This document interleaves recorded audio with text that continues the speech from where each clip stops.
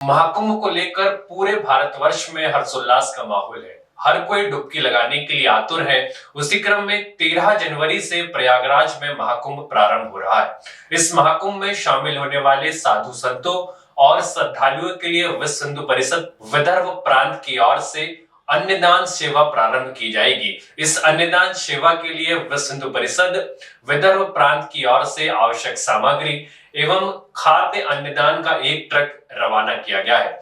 विश्व हिंदू परिषद की यह अन्नदान सेवा मकर संक्रांति से लेकर महाशिवरात्रि तक 45 दिनों तक प्रयागराज में महाकुंभ में जारी रहेगी।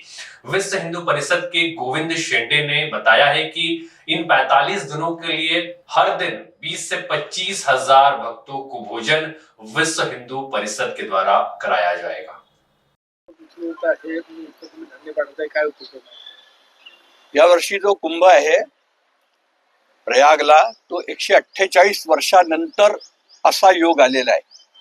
दर 12 वर्षाला कुंभ होतो, पण ह्या कुंभाला 148 वर्षानंतर हे सगळे योग आलेले आहेत, म्हणून हा महाकुंभ आहे।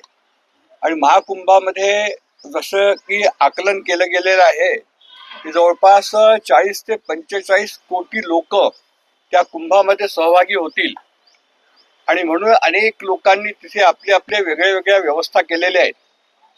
विश्व हिंदू परिषद विदर्भ प्रांतांनी असं ठरवलं की या कुंभामध्ये 45 दिवस आपण तिथे अन्नछत्र चालवायचं।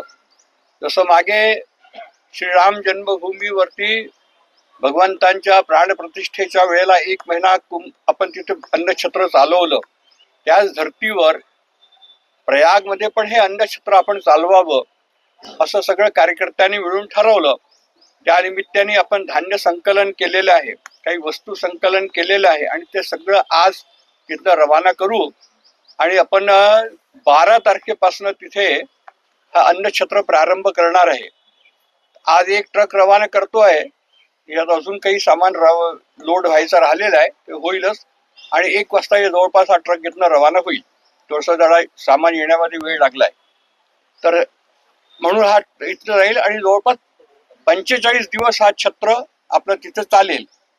मी आपल्या माध्यमातून अजून एकदा सगळ्या भाविकांना, भक्तांना आणि कुंभप्रेमींना असं निवेदन करतो, प्रार्थना करतो की त्यांनी या अन्नछत्र चालवण्यामध्ये आमची मदत करावी। दररोज या अन्नछत्रामध्ये आमची अशी कल्पना आहे की 20 ते 25 हजार लोक प्रतिदिवस या अन्नछत्रामध्ये जेवतील। सकाळी 10 ते रात्री 10 असं हे अन्नछत्र चालणार आहे।